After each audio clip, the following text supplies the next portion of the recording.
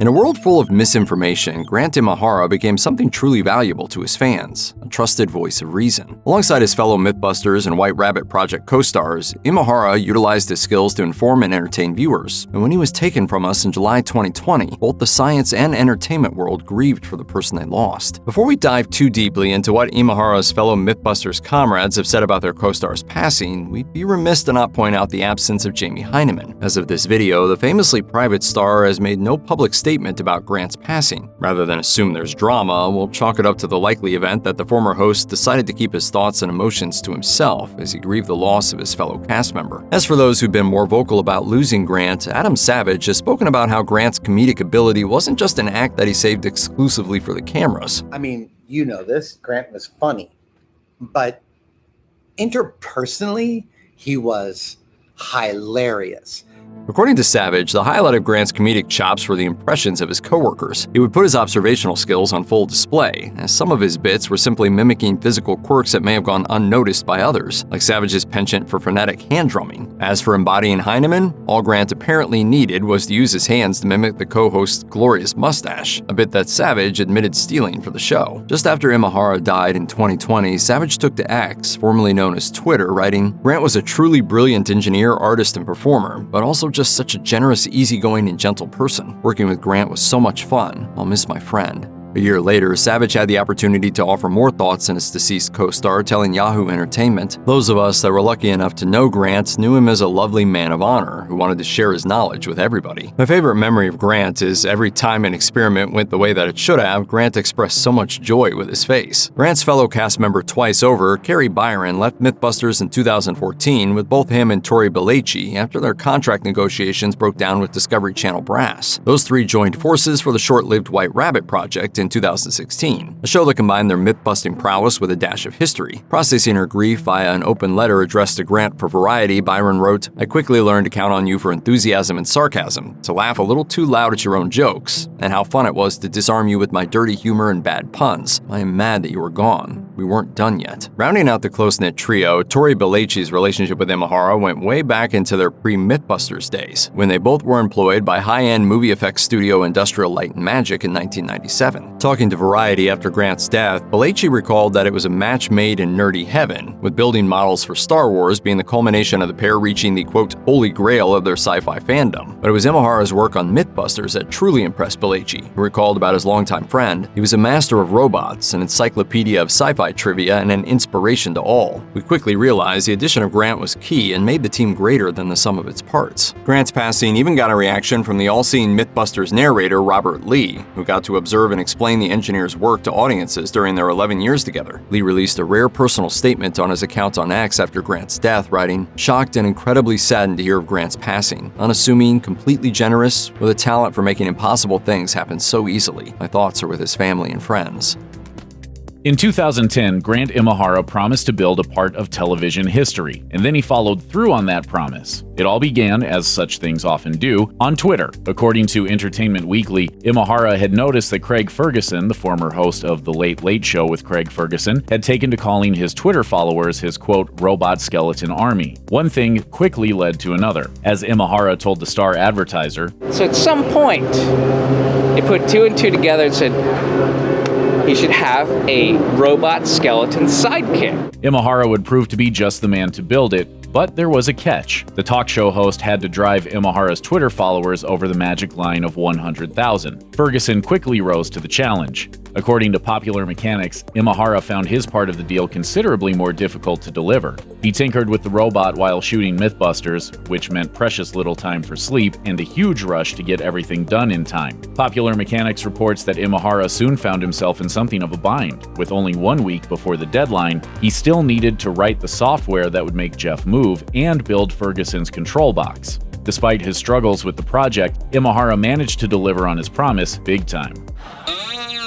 That's cold, Craig. The end result was Jeff Peterson, a snarky remote-controlled skeleton. The creation became so popular it even has its own Wikipedia entry, and ironically, that entry is significantly longer than Imahara's. It's our first day together, so we're kind of working out the kinks, right, Jeff? Why not?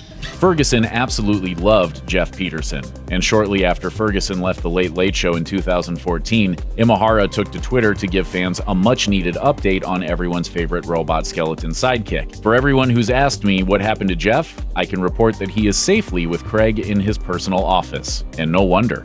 You're the man, Craig.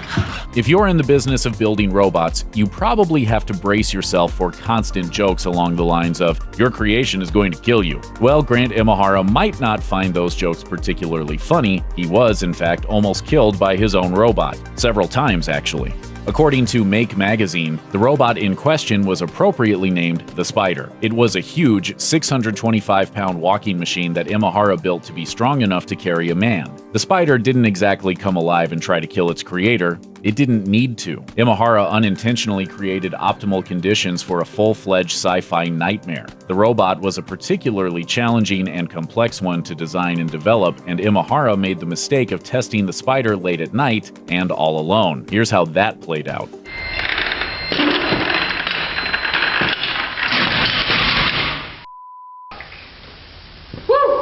And apparently that's not the only time the robot could have seriously hurt or even killed Imahara. As he told Make magazine, "Working late at night by myself, there were a few too close calls when the robot almost crushed me. Pro tip, don't do what I did. Never work alone around heavy or otherwise dangerous equipment."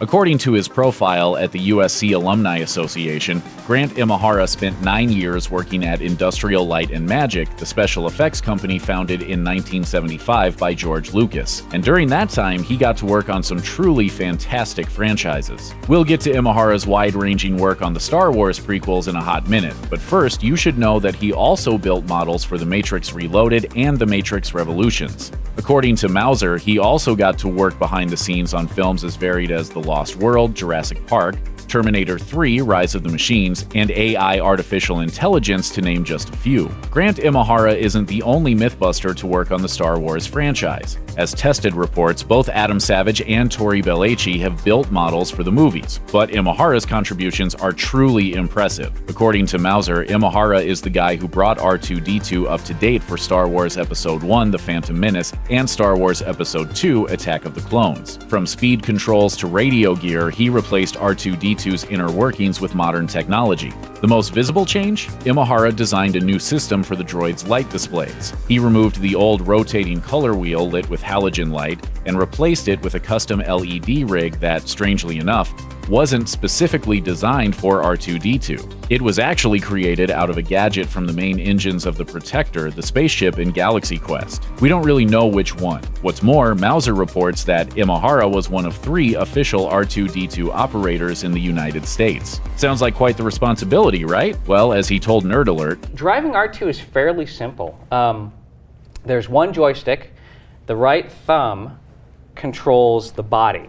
Wondering about the left thumb? Imahara goes on to reveal, The left thumb controls the little hollow eye, so you don't have to do that very often. pretty impressive credentials, no? It's on your resume. It's on my resume.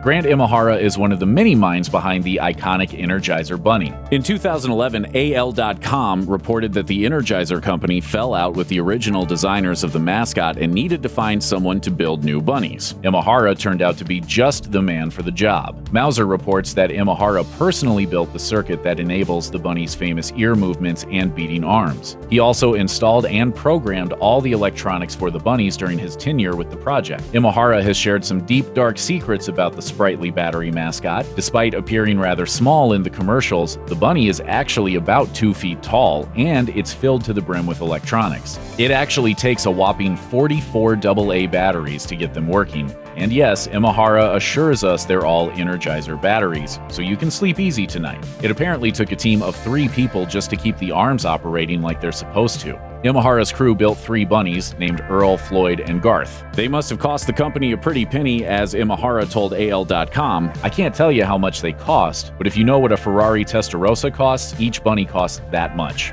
And believe us when we tell you, that's the final word on the subject.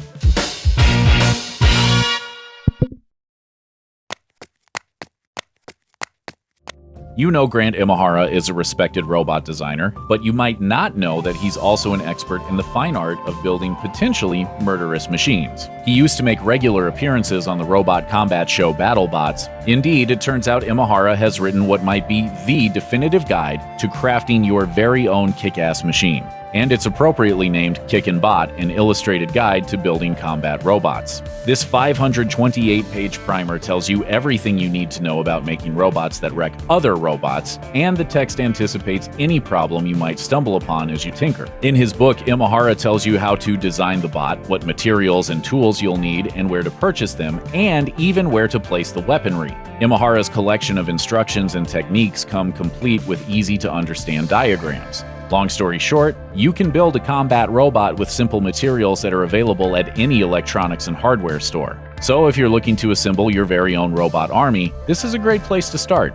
As for Imahara, his building skills were apparent at a young age. Set number 357, the Legoland Fire Station, 1973, was my first Lego set.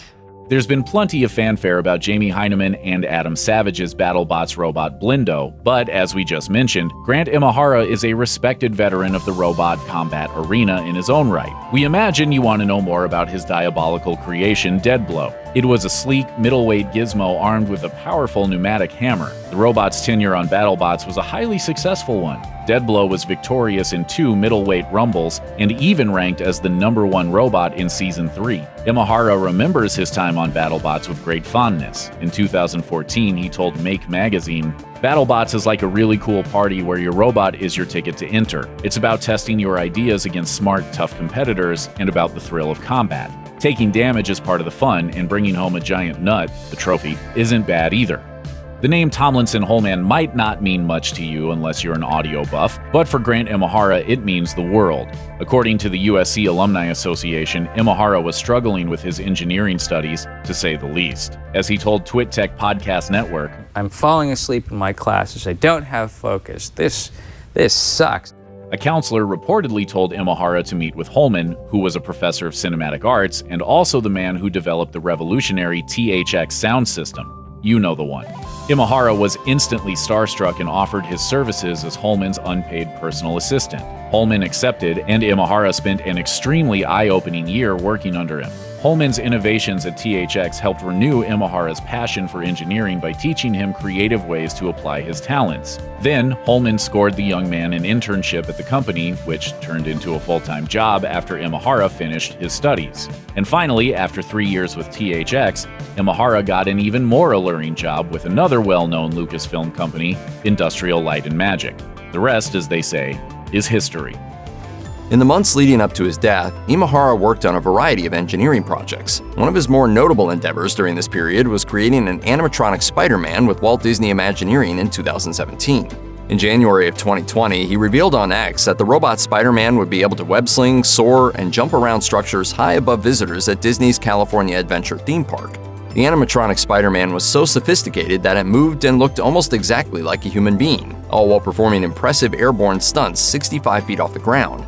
Imahara's Spider-Man finally debuted at California Adventure's Avengers Campus in 2021 and was appearing regularly in multiple shows a day by 2024. Another project that Imahara was working on with Disney during those months was a lifelike Baby Yoda robot. He unveiled a working model of the robot in March 2020. He explained in a Facebook post, "It's been 3 months of hard work and countless revisions. I did all the mechanical design, programming, and 3D printed the molds. He's currently running a continuous sequence, but soon I'll be able to trigger specific moods and reactions, as well as incorporate sound." In an interview with CNET, Imahara said that he hoped to bring the Baby Yoda robot to children's hospitals for charity work one day. It was a goal that came to fruition after Imahara's death, despite delays from the COVID-19 pandemic. Imahara also appeared on a lot of television shows in the last year of his life. He portrayed Japanese-American activist Frank Inoue on an episode of Drunk History, and was a guest on Family Style, a food show celebrating Asian cuisine. He also interviewed cutting-edge scientists on the web series Engineering Big Ideas, which was produced by Mouser Electronics. His final TV appearance was on the late-night variety show Sci-Fi Wire After Dark. In the summer of 2020, Imahara began complaining of severe headaches. While eating dinner with his fiancée one evening in July, a headache came on so strong that he experienced dizziness before losing consciousness. His fiancée immediately called the paramedics. After his arrival at a nearby hospital, doctors diagnosed Imahara with a brain aneurysm and performed emergency surgery. While the first surgery was deemed successful, Imahara remained unresponsive. However, his status was downgraded to critical after a second brain procedure. While preparing Imahara for a third operation, doctors realized that the aneurysm had caused insurmountable brain damage. He was subsequently removed from life support. On July 13, 2020, Grant Imahara died at the age of 49.